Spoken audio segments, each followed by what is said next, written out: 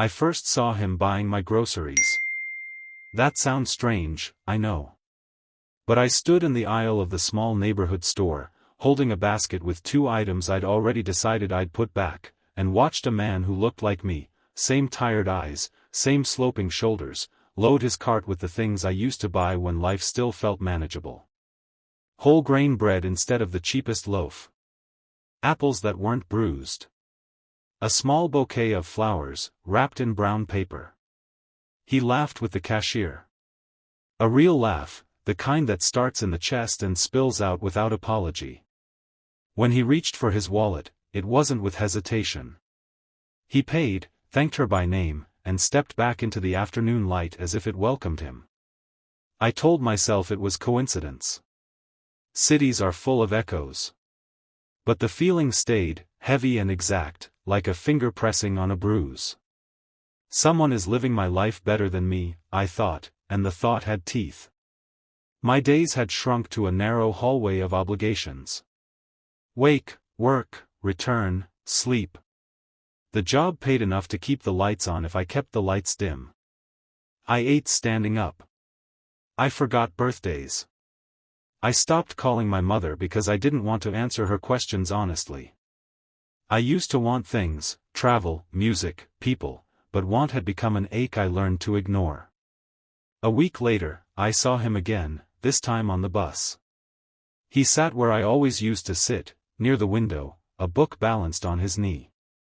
The same book I'd bought years ago and never finished. He noticed me staring and smiled, not in recognition but in kindness, the reflex of someone who expects the world to smile back. The bus lurched, and an elderly woman stumbled. Before anyone else moved, he was on his feet, offering his seat, steadying her elbow. She thanked him, her voice thin with relief. He nodded, waved it off, and stood the rest of the ride, reading one-handed, unbothered. I got off 2 stops early and walked the rest of the way home. The thought following me like a shadow. He was doing the small things I used to do. The things I told myself didn't matter when I stopped doing them. I started to look for him after that, and when you look for something, you tend to find it. At the park on Sunday mornings, teaching a boy to ride a bike. At the library, returning a stack of books and leaving a donation in the jar.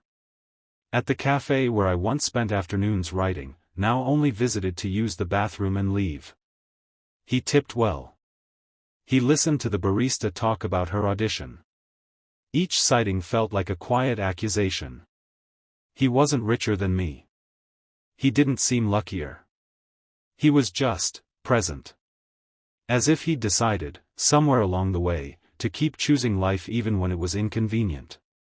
One evening, after a day that had taken everything and given nothing back, I followed him.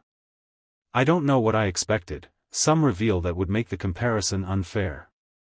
A secret inheritance. An unearned advantage. Instead, he walked to a modest building not far from mine and let himself into an apartment that mirrored my own in size and age. The hallway smelled of old paint and cooking oil. He paused to help a neighbor carry a box up the stairs, chatting easily, learning her name. I stood on the landing below, feeling small and a little ashamed. He noticed me then. "Hey," he said. "You okay?" Up close, the resemblance startled me. Not identical, but enough to unsettle. Enough to make me wonder how many versions of a person the world can hold. "Yeah," I lied. "I think so." He studied me, not unkindly. "You look like you've had a long day." "Long few years," I said, and surprised myself with the truth. He smiled, softer this time. "I've got tea," he said, as if that explained everything. "If you want." I followed him into his apartment. It was clean without being precious, lived in the best way. Plants on the windowsill, one drooping, one thriving. A guitar in the corner, strings worn. Photos on the wall, friends, family, moments that had been chosen and kept. We sat at a small table. He poured the tea carefully, asked how I took it, and remembered my answer. The kindness of that, being remembered, pressed against my ribs. "You live around here?" he asked. "Yeah," I said. "A few blocks." He nodded. "It's a good place. Not perfect. But good." I laughed, a short, bitter sound. "You make it look easy." He considered that. "It isn't," he said. "It's just, practiced." I told him, then. About the feeling that someone else was living my life better than me. About the grocery store and the bus and the park. About how I felt like a ghost haunting my own days. He didn't interrupt. When I finished, he leaned back, hands around his mug, and looked at me with something like recognition. "I used to think that too," he said. "That I was behind some invisible schedule everyone else had. Then one day I realized something." "What?" "That no one was keeping score the way I was," he said. "And that the life I wanted wasn't a prize I'd missed. It was a habit I'd stopped practicing." I frowned. "That sounds simple." He smiled. "Simple doesn't mean easy." He told me his story. Not a miracle, not a makeover. A series of small choices made after a year that nearly broke him. Volunteering once a week because it forced him out of his head. Buying better groceries because eating well made the next decision slightly less heavy. Saying yes to invitations even when he wanted to hide. Forgiving himself when he failed. "I didn't become a better version of myself," he said. "I just started being a kinder one." I went home that night with a warmth that wasn't just the tea. The next morning, I woke earlier than usual and made breakfast instead of skipping it. I bought apples that weren't bruised. I called my mother and told her the truth, and she listened without trying to fix me. I started small. Held doors. Learned names. Read 10 pages instead of none. When I felt the old weight settle in, I did one kind thing, for myself or someone else, and let that be enough for the day. Weeks passed. I saw him less, which felt like progress.